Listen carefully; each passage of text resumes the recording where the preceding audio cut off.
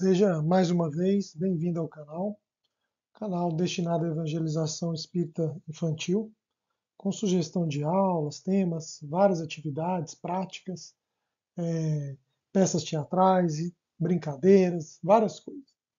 O tema de hoje a gente ainda continua abordando justiça, só que agora a gente traz específico, né, a justiça da reencarnação. É importante que o evangelizador estude o tema para melhor conversar com as crianças.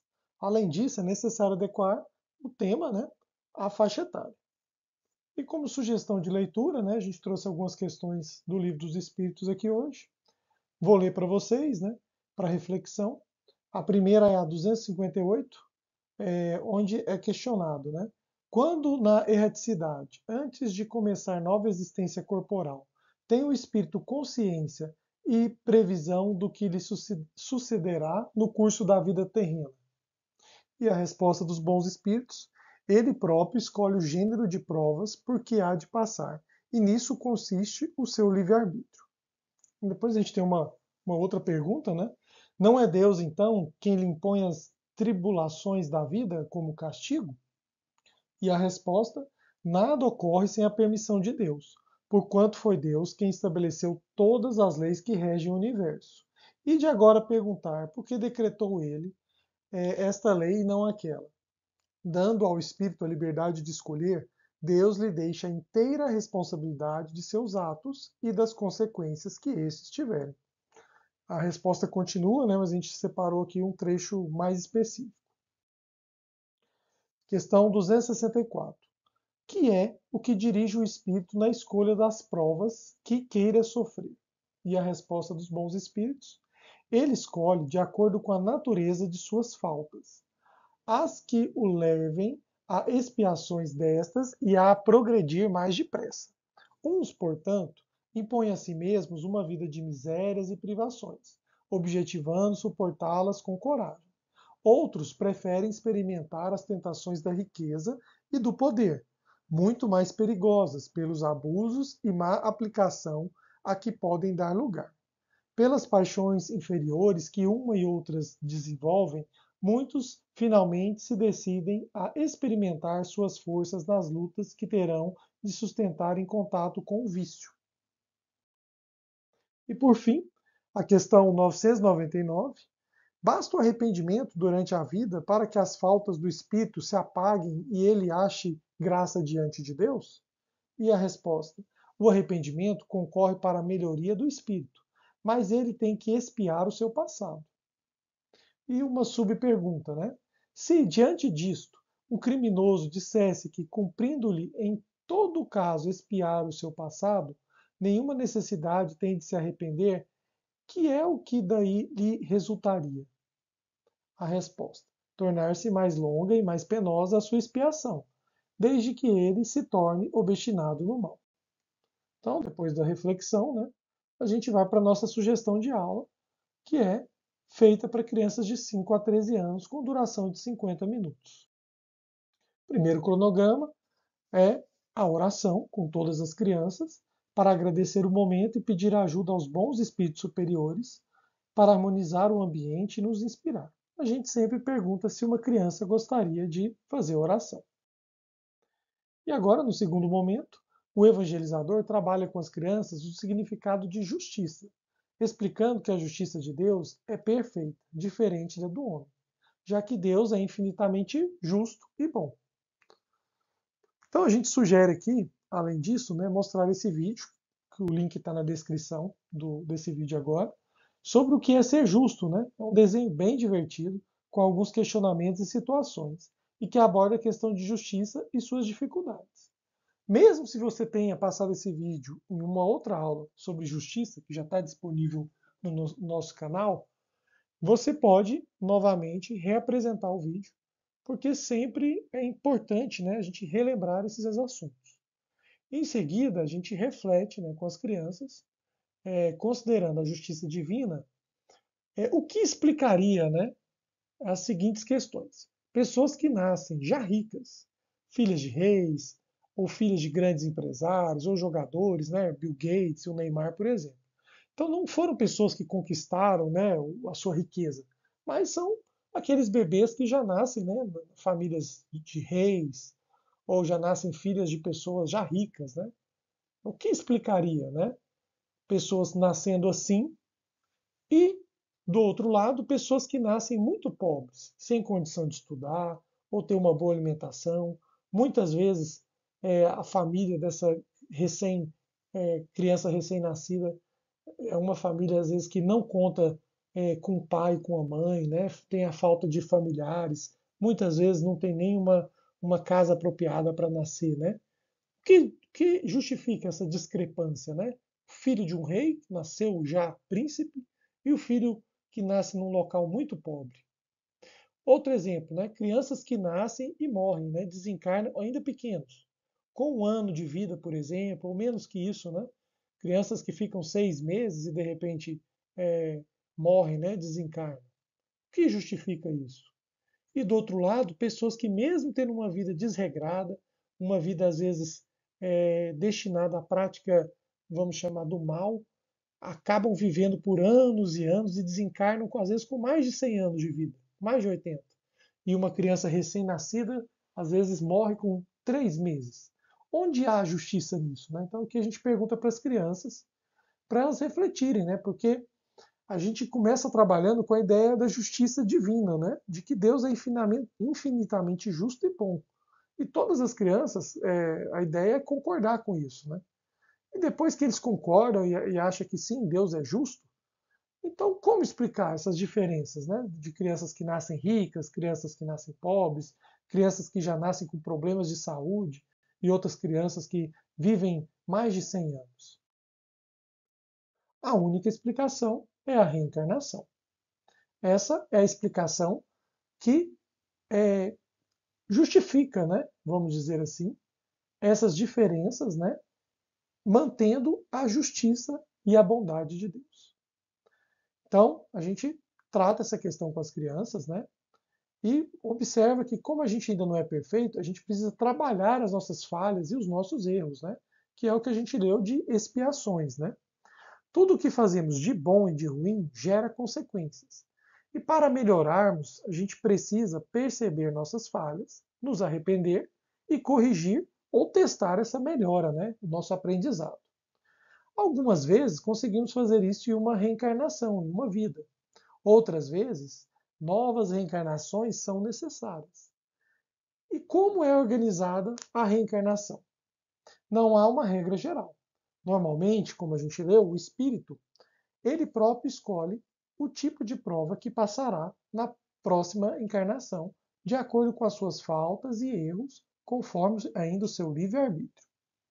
Assim, uns espíritos escolhem uma vida de miséria e privações, objetivando suportá-las, né? Passar por aquilo ali com coragem, com fé, com resignação.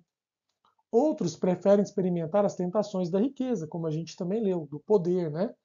E tomar cuidado, né? Passar pela dificuldade dos abusos, as paixões inferiores, né? A má aplicação dos recursos, né?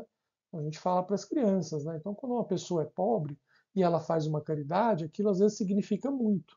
Agora, e quando uma pessoa ganha R$ 1 milhão por dia, né? Será que ajudar com R$ 100 é algo comparável a uma pessoa mais pobre que doa R$ 10, por exemplo? Né? Então, assim, essa é a dificuldade da aprovação da riqueza, né? Uma das dificuldades. Dando ao espírito, então, a liberdade de escolher, Deus lhe deixa a responsabilidade dos seus atos e suas consequências. Isso não é justo? Pergunta para as crianças, né? Será que vocês, crianças, conseguiriam fazer algo diferente? Né, que trabalhasse com as dificuldades de cada pessoa, né, com o grau de evolução de cada espírito, baseado na justiça, né, para a gente entender, né, o quanto é inteligente, né, essa ideia da reencarnação que Deus implantou no universo, né, para os espíritos ainda imperfeitos como nós, né, da gente conseguir evoluir seguindo os nossos próprios caminhos, né, as nossas próprias escolhas. Né. E aqui, né, é importante conversar com as crianças que muitas das coisas que a gente passa nessa vida são consequências das nossas próprias escolhas nessa vida. Então, nem tudo que acontece nessa vida é coisa de vida passada, né? Pelo contrário, Às vezes a gente começa nessa vida conforme a programação. E durante a nossa vida, a gente acaba não seguindo bem a programação e acaba pegando alguns caminhos que não foram o que a gente pré-estabeleceu ali enquanto espírito é, desencarnado, né? Então, as nossas dificuldades atuais muitas vezes são consequências das nossas escolhas atuais. A gente não deve colocar como uma regra, né, de que tudo que a gente está colhendo agora foi algo que a gente plantou em outra vida, né? Pelo contrário. E aqui uma sugestão de leitura, né, de poema com as crianças. Vou ler para vocês, é um poema que eu acho bem interessante. João vai nascer, mas nas culpas que lhe amargam na lembrança, roga um problema nervoso, que lhe guarde a temperança. Prejudicou tanta gente, o construtor João Teixeira. Vive agora noutro corpo, servindo numa pedreira. Liberando-se da intriga, temendo que é outra vez. Theo espera regressar na provação da surdez. Quem despreza a lei do bem não foge ao próprio dever, torna apenas mais difícil o que se tem a fazer. Renasceu Theo que vivia de tomar a terra alheia, tem agora o ganha-pão suando a pá de areia. Leonel, vendendo tecidos, morreu de tanta ambição. Encontrei-o reencarnado na lavoura de algodão. É um poema, né? Está dentro do livro Coisas deste Mundo, de autoria de Copérnio Pires e psicografado por Chico Xavier. E depois a gente lê o poema, né, com as crianças, a gente conversa com as crianças o que elas entenderam, né? E a gente é interessante ir apontando, né, que exemplo aqui, né, o João Teixeira, por exemplo, ele prejudicou muitas pessoas, né, quando ele foi o quê? Construtor em outra vida. E agora, nessa vida, para trabalhar essa questão, até para entender o outro lado, né, das pessoas que talvez ele tenha prejudicado, ele está trabalhando agora numa pedreira, né, no serviço braçal. E são os outros exemplos para a gente conversar com as crianças, né, exemplos de reencarnação nesse poema. E agora, né, nossa atividade prática, o evangelizador deve recortar esses cartões, né, sugestões de cartões aqui que eu coloquei, com as falhas, né, vícios e defeitos, e cartões com as consequências, né, e o espalhar sobre a mesa. Depois, pedir para que cada criança, ou elas façam em conjunto, né, leiam, o evangelizador pode ajudar as crianças com a leitura, né, e juntar o vício, por exemplo, de uma vida passada, com a consequência dessa vida na reencarnação. Como eu disse, né, uma atividade prática é uma brincadeira. A reencarnação em si, né, envolve vários fatores, né, e não nem sempre é o que acontece aqui, né. Esses aqui são pequenos exemplos, né, com atividade prática. Vou ler rápido para vocês, né. Aqui eles já estão unidos, né, a causa e a consequência, mas é interessante que o evangelizador corte, né, e faça em um tamanho grande, né, para as crianças verem, né. Então a gente tem a preguiça, né, numa vida passada, e na vida futura, né, serão impostas várias tarefas para aprender a aproveitar o tempo e ser útil. Numa vida passada, né, quem teve muita vaidade terá nessa vida uma aparência desagradável para aprender a valorizar a beleza interior. Para quem tinha avareza, né, na vida passada, viverá agora, né, na pobreza, para aprender a ter simplicidade e desprendimento dos bens terrenos. E para quem sofria de gula, nessa vida agora, seu corpo apresentará deficiência no aparelho digestivo, para aprender a cuidar da saúde. Arrogância, né? Quem era muito arrogante, talvez em uma vida futura, poderá ocupar um cargo de posição social inferior para aprender sobre humildade. Para quem, né, tem esse sentimento de ódio, né, numa vida, pode em outra vida sofrer perseguição de inimigos que lhe causaram desgostos para aprender a perdoar. E para quem gosta de mentir, quem mente muito, pode uma vida futura sofrer com acusações falsas que lhe causarão tristezas para aprender a valorizar a verdade. E para quem é egoísta, né, também pode nascer na pobreza e precisará dividir o pouco que tem com outras pessoas. E também para aquele que tem revolta, né, com a riqueza das outras pessoas, né, vive revoltado porque uma pessoa é rica e ela não é, ela também pode nascer rico em uma outra vida, para ver a dificuldade, né, que é a riqueza. Não é muitas vezes a dificuldade nesse mundo material, né? mais a questão, como eu mencionei, da moral, né? Da luta com as paixões inferiores, o destino correto dos recursos. Então, é atividade para ir conversando com as crianças. Por fim, nosso último momento, uma oração de encerramento com todas as crianças.